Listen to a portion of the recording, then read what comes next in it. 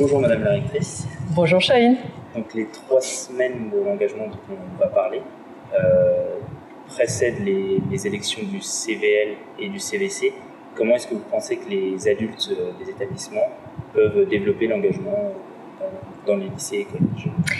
J'ai écrit aux chefs d'établissement pour leur demander de veiller à ce que la participation soit la plus forte possible aux élections. Mais au fond de moi, je pense que c'est pas tant aux adultes de faire qu'aux jeunes. Les jeunes qui sont déjà convaincus qu'il faut s'engager doivent convaincre les autres de venir s'engager avec eux. Et donc, ma proposition vis-à-vis des adultes, c'est de faire confiance aux jeunes, les écouter et les aider à organiser les manifestations qu'ils ont envie d'organiser pour convaincre leurs camarades que c'est important de s'engager.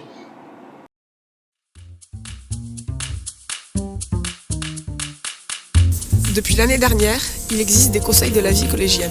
Pourquoi est-il important que les élèves s'engagent tôt ? Parce qu'il est préférable qu'ils se préparent le plus tôt possible à ce que sera leur vie de lycéen dans tous ses aspects. Il est important que les élèves se préparent tôt à l'orientation et il est important qu'ils se préparent aussi le plus tôt possible à s'engager. Leur formation, votre formation à tous les trois, est une formation complète, globale, à tous les aspects de la vie que vous allez connaître une fois devenus adultes et citoyens. Et donc la participation à la vie politique, en citoyens éclairés qui réfléchissent, il est bon de l'organiser, de prendre l'habitude de la vie démocratique, de participer à des instances, de voter, de désigner des représentants. Dès le collège, vous avez la maturité pour cela et cela vous préparera bien à participer ensuite à la désignation de représentants lycéens qui ont leur mot à dire sur des questions qui concernent déjà les collégiens, comme l'accompagnement personnalisé par exemple. Bonjour madame. Bonjour Alice. La parité a été instaurée au CVL et au CEVL. En quoi pensez-vous que cela est important ? C'est important parce qu'on sait que statistiquement, en fonction des âges, les enfants des deux sexes ne se présentent pas spontanément aux élections. Et donc, si on veut avoir une représentation équilibrée de l'ensemble des jeunes, c'est important d'imposer la parité. Et puis, ce qui est intéressant également, c'est d'habituer dès le plus jeune âge, puisqu'on parle aussi des collégiens, les jeunes à travailler ensemble, les garçons avec les filles, et à prendre en considération les différentes problématiques telles qu'elles sont vues par les uns et les autres.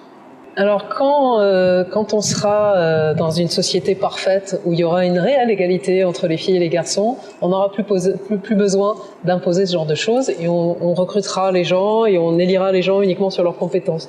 Il se trouve qu'on est dans une société dans laquelle il y a des représentations de genre qui sont très fortes et on risquerait d'avoir par exemple que des filles élues au conseil de la vie collégienne et peut-être un plus grand équilibre au conseil de la vie lycéenne, mais peut-être probablement plus de garçons que de filles. Donc ça nuit peut-être à la démocratie dans un premier temps, mais c'est pour la construire à plus long terme. Être élu dans des instances scolaires comme par exemple le conseil de vie collégienne ou le conseil de vie lycéenne ou encore le conseil d'administration, est-ce que c'est la seule façon pour un élève de s'engager ? Non. Vous avez raison, il y a bien des façons de s'engager en fonction de ces centres d'intérêt qui ne se limitent pas à ce que vous pouvez faire dans le cadre scolaire.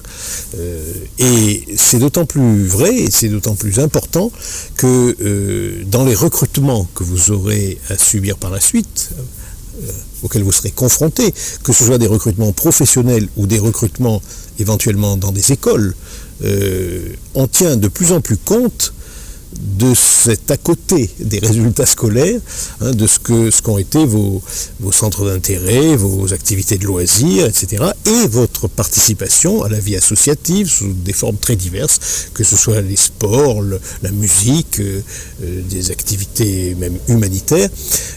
Au fond, l'évolution législative récente qui a changé la vieille loi de 1901 sur les associations pour permettre à des jeunes gens de 16 ans d'y prendre une part pleinement active, alors qu'ils n'ont pas atteint l'âge de la majorité, on voit bien qu'on est là dans un débat plus global qui est justement celui sur l'âge de la majorité.